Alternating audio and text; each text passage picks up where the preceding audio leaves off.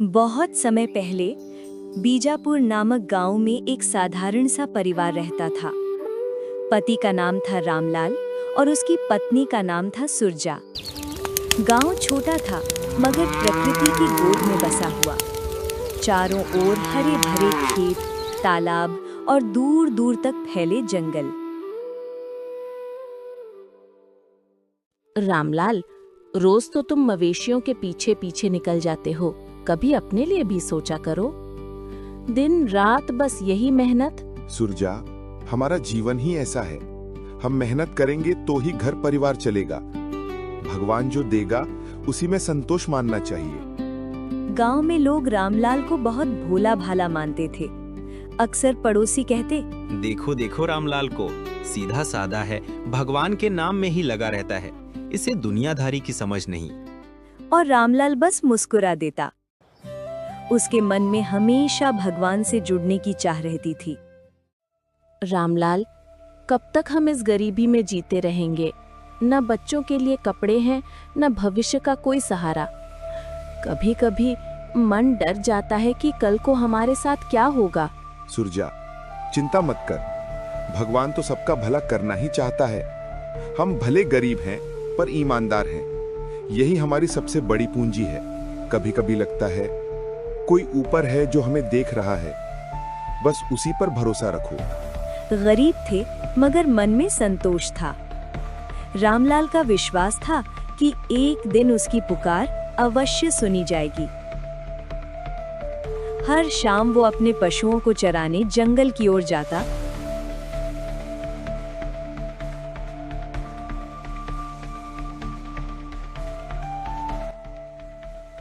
और वहीं एक पुराने पीपल के पेड़ के नीचे बैठकर कृष्ण जी की मूर्ति के सामने भगवान से बातें करता। यही उसकी छोटी सी दुनिया थी, जिसे अब बदलने वाला था खुद परमात्मा कबीर साहिब का ज्ञान।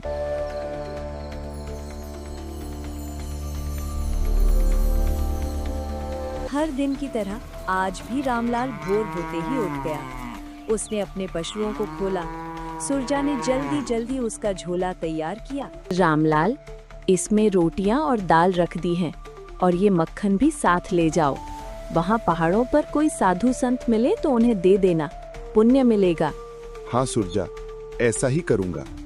सच कहूं तो इस मक्खन से ज्यादा मुझे उस पीपल के पेड़ के नीचे बैठकर शांति मिलती है। वहां बैठकर मन को लगता है कि भगवान मेरी बातें सुन रहे हैं।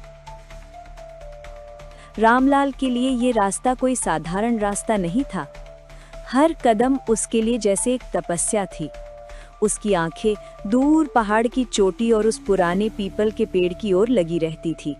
वहीं उसका मन चैन पाता था। हे परमात्मा, तुम तो सबके दिल की जानते हो। मैं कुछ मांगने नहीं आया, बस इतना चाहता हूं कि तुम मेरे साथ रहो। मेरी पत्नी, मेरा परिवार, मेरे गांव के लोग, सबका भला करना। कभी कभी मन सोचता है, सच में कोई सुनता भी है या नहीं। फिर दिल कहता है, हाँ, कोई तो है जो हमारे आंसू देखता है। लेकिन उस दिन कुछ अलग हुआ। पीपल की पत्तियों से जैसे कोई आवाज गूंजी। रामलाल को लगा मानो कोई उसकी प्रार्थना का उत्तर दे रहा हो। रामलाल, सच्चा भगवान तो किसी मूर्ति या चढ़ावे से प्रसन्न नहीं होता। भक्ति करनी है तो नाम जप करो, सद्गुरु से जुड़ो। कौन बोल रहा है? कौन है वहां? क्या सच में मेरी प्रार्थना सुनी गई? शायद यह मेरी कल्पना हो, या फिर भगवान सच में बोल रहे थे। अगर यह सच है तो कल फिर आकर देखूंगा। आज तो बस मैं यही सोचूंगा कि मेरी प्रार्थना बेकार नहीं जाती। उस दिन वो और दिनों से ज्यादा देर तक पीपल के पेड़ के नीचे बैठा रहा। उसका दिल जैसे किसी रहस्य की ओर खींच रहा था। उसे पता नहीं था कि यही साधारण सा पेड़ जल्द ही उसे उस परम सत्य से मिलवाने वाला है, जिसकी खोज में वो बरसों से भटक रहा था।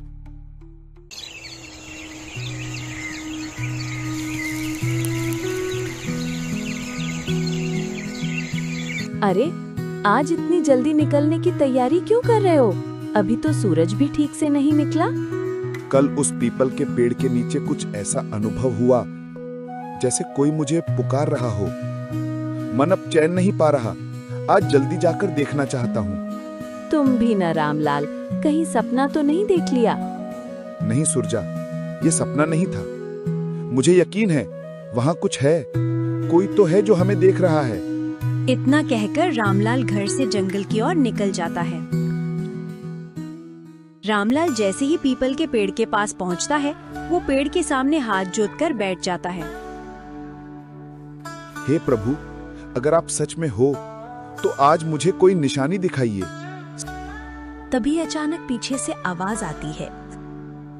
वो कोई साधारण संत नहीं थे, वो स्वयं थे परमात्मा कबीर साहिब। तभी अचानक स्वयं कबीर परमात्मा अपने साक्षात रूप में प्रकट हुए। रामलाल, डर मत, तुम्हारी पुकार सुन ली गई है। मैं वही कबीर हूं जिसे लोग संत कहते हैं, पर वास्तव में मैं स्वयं परमात्मा हूं जो जीवों को सही मार्ग दिखाने आया है। साहिब, मैं तो एक साधारण मनुष्य हूँ।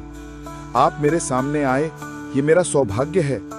मैं तो केवल इतना चाहता था कि मेरी आवाज कोई सुने, पर आपने तो दर्शन ही दे दिए।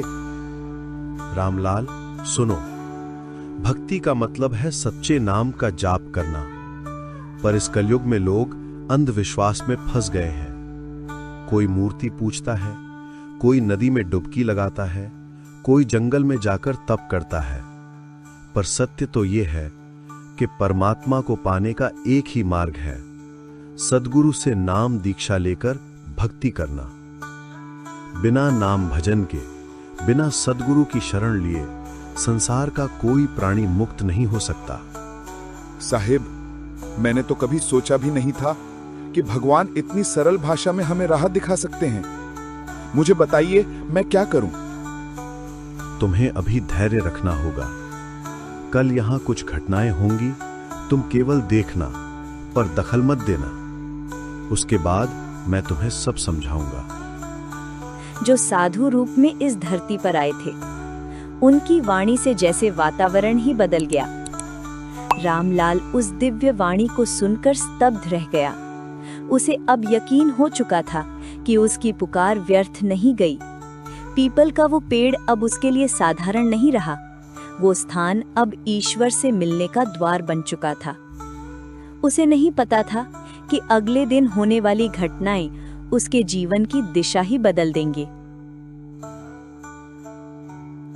कबीर साहिब ने पहले ही कहा था कि आज कुछ विशेष घटने वाला है।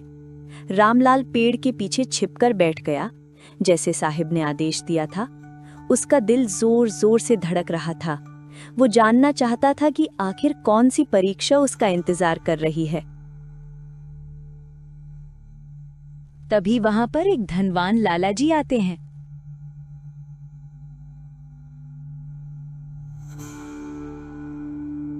हे प्रभु, आपने मुझे इतना धन दिया, इतना बड़ा कारोबार दिया, पर मेरी लालसा अभी भी पूरी नहीं हुई। मेरे पास और धन हो, मेरे व्यापार में और लाभ हो, बस यही मेरी इच्छा है। वो भारी थैली मूर्ति के पास रख देता है, फिर ध्यान भटकने से थैली वहीं छोड़कर चला जाता है। अरे, ये तो बड़ी रकम है। इस व्यापारी ने भूल कर दी, पर साहिब ने कहा है कि चुप रहना है। थोड़ी देर बाद एक गरीब किसान आता है।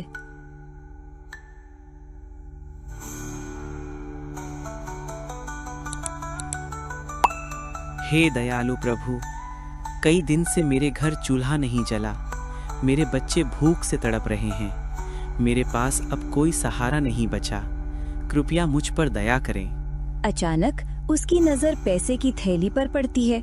वो कांपते हाथों से उसे उठाता है और रोते रोते कहता है, प्रभु, आपने ही मेरी सुन ली। अब मैं अपने बच्चों का पेट भर सकूंगा। आपकी दया अपार है। वाह साहिब, आपने उस गरीब की झोली भर दी। ये तो अद्भुत है। अब कुछ देर बाद वहाँ सपेरा आता है।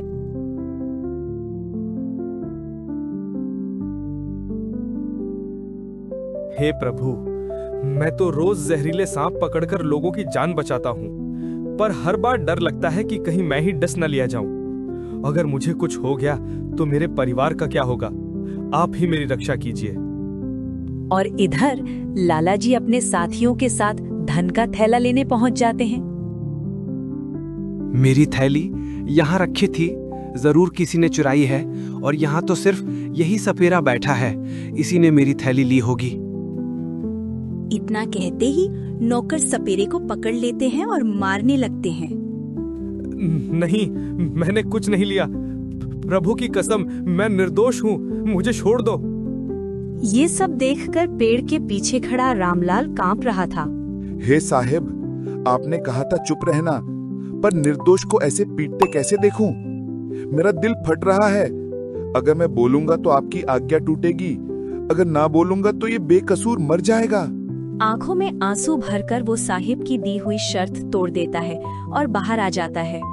रुको, ये सपेरा निर्दोष है, मैंने सब अपनी आंखों से देखा है।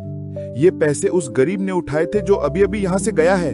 अगर जल्दी करोगे तो उसे रास्ते में पकड़ सकते हो। व्यापारी तुरंत सपेरे को छोड़कर गरीब से थैली लेने के लिए निकल जाते हैं। भाई, आज अगर तुम न बोलते तो मेरी जान चली जाती। मैं तहे दिल से तुम्हारा आभारी हूँ। रामलाल को लगा कि उसने एक निर्दोष को बचा लिया। उसका मन हल्का हो गया, पर उसे ये नहीं पता था कि उसने जो किया वो आगे चलकर बहुत बड़ी भूल साबित होगी। साहिब की परीक्षा में वो असफल हो चुका था। अब कबीर साहिब स्वयं आकर उसे सच्चाई समझाने वाले थे। क्या हुआ रामलाल, तुम इतने परेशान क्यों हो? सुरजा, आज मैंने साहिब की आज्ञा तोड़ दी। उन्होंने कहा था कि चुप रहना, पर मैं निर्दोष सपेरे को पीटते नहीं देख सका। मैं बोल पड़ा। पता नहीं अब साहिब मुझसे नाराज होंगे या नहीं।